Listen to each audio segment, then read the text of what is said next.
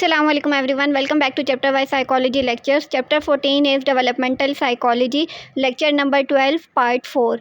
Topic of discussion is infancy and childhood development, physical development, sensory development, perceptual development and psychosocial development हमने discuss कर लिया है। आज हम डिस्कस करेंगे cognitive development in infancy and childhood. जो types of development हम पढ़ चुके हैं एक बार उनको गो थ्रू करते हैं। सबसे पहले हमने फ़िज़िकल डेवलपमेंट डिस्कस किया था। फ़िज़िकल डेवलपमेंट में हमने कहा था कि बायोलॉजिकल चेंजेस होती हैं। बायोलॉजिकल चेंजेस के अलावा फिर बायोलॉजिकल चेंजेस में ब्रेन डेवलपमेंट होती है।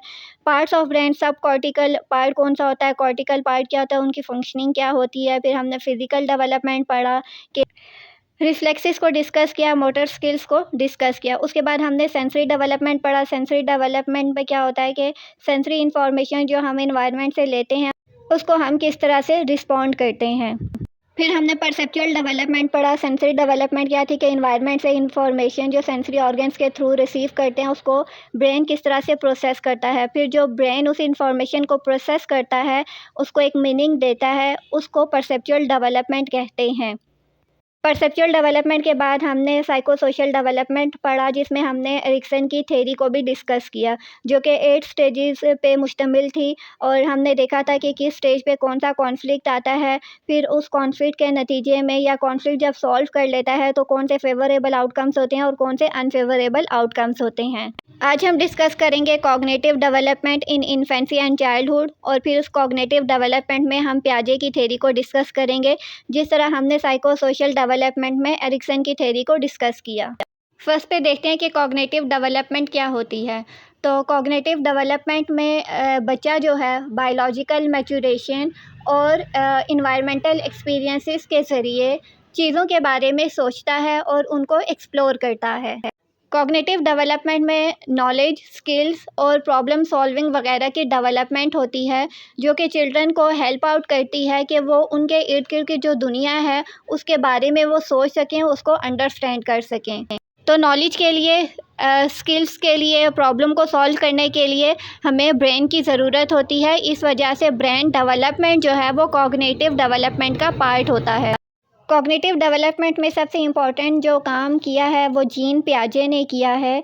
जीन पियाजे ने कॉग्निटिव डेवलपमेंट को 4 स्टेजेस में डिवाइड किया है, और हर स्टेज जो है वो दूसरी स्टेज से डिफरेंट है, क्वांटिटी ऑफ इंफॉर्मेशन के लिहाज से भी और quality of knowledge and understanding के अकॉर्डिंग भी। अकॉर्डिंग टू पियाजे, जैसे जैसे इंडिविजुअल जो है वो मैच्योरिटी के लेवल्स को क्रॉस करता है और एक्सपीरियंस उसकी लाइफ में आते हैं, वैसे ही वैसे उसका नॉलेज इंक्रीज़ होता है, इंफॉर्मेशन की क्वांटिटी इंक्रीज़ होती है और बेहतर से बेहतरीन तरीके से वो वर्ल्ड को अंडरस्टैंड कर सकता है। फर्स्ट स्टेज ऑफ डेवलपमेंट जो है वो सेंसरी मोटर डेवलपमेंट है या सेंसरी मोटर स्टेज है, और एज या टाइम पीरियड देखें तो 0 से 2 ईयर्स तक होता है। डेवलपमेंट या करेक्टरिस्टिक्स देखें सेंसरी मोटर के, तो infant tries to make sense of the world. अब जिन्होंने सेंसरी डेवलपमेंट वाला लेक्चर अटेंड किया होगा वो इस लाइन को इजीली समझ सकते हैं कि किस तरह से इन्फेंट जो है वो वर्ल्ड के बारे में सेंस करने की कोशिश करता है। ठीक है, जैसे हमने पढ़ा था कि हमारी बॉडी पे सेंसरी ऑर्गन्स होते हैं, सेंसरी ऑर्गन्स पे सेंसरी रिसेप्टर्स होते हैं जो इन्वायरमेंट में से इंफॉर्मेशन को रिसीव करते हैं और फिर वो इंफॉर्मेशन ब्रेन को सेंड करते हैं। तो कहने का मकसद क्या है कि जो बच्चा होता है वो चीज़ों को आहिस्ता आहिस्ता सेंस करता है। फॉर एग्ज़ाम्पल मदर की वॉइस जो है वो सेंस ऑर्गन ईयर के ज़रिए उसकी बॉडी रिसीव करती है, फिर वो वॉइस को ब्रेन तक भेजता है, फिर ब्रेन जो है उस इंफॉर्मेशन को इंटरप्रेट करके बच्चे को सिग्नल देता है कि ये आपकी मदर की वॉइस है या फादर की वॉइस है या फिर किसी स्ट्रेंजर की वॉइस है। इस तरह से करके बच्चा आहिस्ता आहिस्ता वर्ल्ड को सेंस करने की कोशिश करता है। Next point is coordination of senses with motor responses. अब जब ब्रेन ने बच्चे को सिग्नल भेज दिया कि ये आपकी मदर या फादर की वॉइस है, तो एज अ रिज़ल्ट बच्चा जो है वो जेस्चर शो करेगा, स्माइल करेगा, अपने पाँव हिलाएगा, अपने हाथ आगे बढ़ाएगा और ऐसे करेगा कि उसको उठा लिया जाए या वो अपने केयर गिवर जो है मदर या फादर की तरफ जाने की कोशिश करेगा। तो ये जाने की कोशिश में उसकी फ़िज़िकल या उसकी बॉडी इन्वॉल्व होगी, तो ये मोटर रिस्पॉन्सेस होगा। ऑब्जेक्ट परमानेंस जो है एक इम्पॉर्टेंट पॉइंट है जो कि इस एज पे या इस स्टेज पे डेवलप होता है। ऑब्जेक्ट परमानेंस क्या होता है कि involves understanding that items and people still exist even when you can't see और हियर देम, कि चीज़ें जो हैं या कोई भी चीज़ है, वो बेशक आप बच्चे से हाइड कर दें लेकिन फिर भी उसको ये अंडरस्टैंडिंग हो जाती है कि वो चीज़ स्टिल एग्जिस्ट करती है। फॉर एग्ज़ाम्पल, अगर आप बच्चे का कोई फेवरेट टॉय छुपा देते हैं तो बच्चा जो है उस टॉय को सर्च करने की कोशिश करता है। Second stage of cognitive development is called preoperational stage. As जो है इसमें 2 से 7 ईयर्स के बच्चे आते हैं। डेवलपमेंट और करैक्टरिस्टिक्स की बात की जाए तो सबसे पहला जो रोल है या करैक्टरिस्टिक्स है वो रोल प्लेइंग बिहेवियर है। उसके अलावा सिंबॉलिक थिंकिंग स्टार्ट हो जाती है, लैंग्वेज डेवलपमेंट होती है, कंसेप्ट ऑफ कंजर्वेशन आता है एंड लास्ट पे ईगोसेंट्रिक पर्सनैलिटी होती है। रोल प्लेइंग बिहेवियर में बच्चा जो है वो डिफरेंट रोल्स प्ले करने की कोशिश करता है, जिस तरह वो कभी फादर की तरह रिएक्ट करता है और कभी मदर के जो बिहेवियर्स होते हैं उनको फॉलो करता है। Next is symbolic thinking. यहाँ पे बच्चा जो है वो चीज़ों को सिंबल्स में और इमेजेस में सोचता है। फॉर एग्ज़ाम्पल जब बच्चे आपस में खेल रहे होते हैं तो वो अचानक से जो है अपना हाथ जो है वो कानों पे रख के ऐसे रिएक्ट करते हैं कि जैसे उनके हाथ में मोबाइल है और वो कॉल पे किसी से बात कर रहे हैं। तो इस तरह से मोबाइल को उन्होंने सिंबल के ज़रिए जो है वो सोच लिया है और वो सोच रहे हैं कि उनके हाथ में मोबाइल है और इस तरह से करके वो कॉल पे बात कर रहे हैं। इसी तरह गर्ल्स जो हैं वो खेलते-खेलते जो है वो उनके पास छोटे-छोटे टॉयज़ होते हैं, उसमें जो है वो खाना बनाने की एक्टिंग कर रहे होते हैं और इवन के वो आप लोग अगर आप उनके सामने बैठे हैं या कोई एडल्ट उनके सामने बैठा है, तो इस तरह से अपना टॉय उसको लाकर देंगे और कहेंगे कि भई हमने खाना बना लिया, अब आप खाओ, और हम भी जो है वो खाने की एक्टिंग करते हैं ताकि हम बच्चे का दिल रख लें। Next is language development. Language development में वो यूज़ ऑफ सिंटैक्स और ग्रामर करते हैं।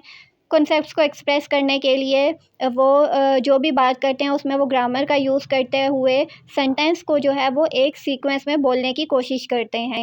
Next point is conservation. अब बच्चे जो हैं वो इस चीज़ को अंडरस्टैंड करने लग जाते हैं कि जब आप किसी चीज़ की अपीयरेंस को चेंज करते हो तो उस वजह से उसकी प्रॉपर्टीज़ चेंज नहीं होती। फॉर एग्ज़ाम्पल 2 ग्लास आप लेते हो और दोनों का जो है ना वो साइज़ सिर्फ चेंज है। उसमें आप सेम क्वांटिटी ऑफ वाटर एक ग्लास में डालते हो, फिर आप वही पानी सेम क्वांटिटी दूसरे ग्लास में डालते हो। क्वांटिटी ऑफ वाटर सेम होती है लेकिन ग्लास का साइज़ जो है ना वो सिर्फ चेंज होता है। तो जो बच्चा कंजर्वेशन के लेवल को अचीव कर लेता है, वो इस चीज़ को अंडरस्टैंड कर लेता है, तो वो रिस्पॉन्ड करेगा कि वाटर का वॉल्यूम जो है वो सेम है, बट साइज़ ऑफ ग्लास जो है वो चेंज हो गया है। Next point is egocentric. Egocentrism में बच्चा ख़ुद को सेंटर ऑफ ऑल थिंग्स समझता है। वो दूसरों के पर्सपेक्टिव को अंडरस्टैंड नहीं समझता, बल्कि वो कहता है कि मुझे जो चीज़ चाहिए वो अभी के अभी चाहिए। सामने वाला बेशक जो मर्ज़ी काम कर रहा हो, इससे उसका कोई लेना देना नहीं होता, ना ही वो उस चीज़ को फ़ील करता है, बल्कि वो कहता है कि उसका जो टॉय है उसको एट अ टाइम चाहिए तो उसको प्रोवाइड किया जाए। Next stage is concrete operational, जो कि 7 से 11 ईयर्स तक होती है।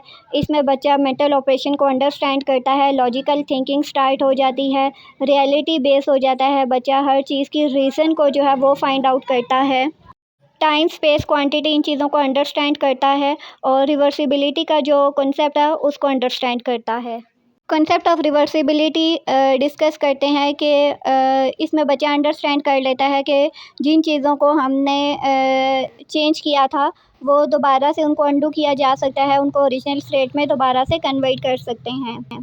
फॉर एग्ज़ाम्पल वाटर को फ्रीज़ किया जा सकता है और फिर जब वो मेल्ट होता है तो अगेन से लिक्विड फॉर्म में आ जाता है। तो चीज़ें बच्चा जो है वो इस कॉन्सेप्ट को अंडरस्टैंड कर लेता है। लास्ट स्टेज है वो फॉर्मल ऑपरेशनल है, जो कि 11 ईयर से ओल्डर एज तक जाती है। यहाँ पे बच्चा एब्स्ट्रैक्ट कॉन्सेप्ट्स जो है उनके बारे में सोचना शुरू कर देता है, चीज़ों को रियलिटी ओरिएंटेड देखता है, उनकी रीज़न सर्च करता है और जो लाइफ में प्रॉब्लम्स आते हैं उनको सॉल्व कर लेता है। कोई सवाल हो कमेंट्स में पूछ सकते हैं। नेक्स्ट लेक्चर में मिलेंगे इंशाल्लाह। Till then take care. अल्लाह हाफ़िज़।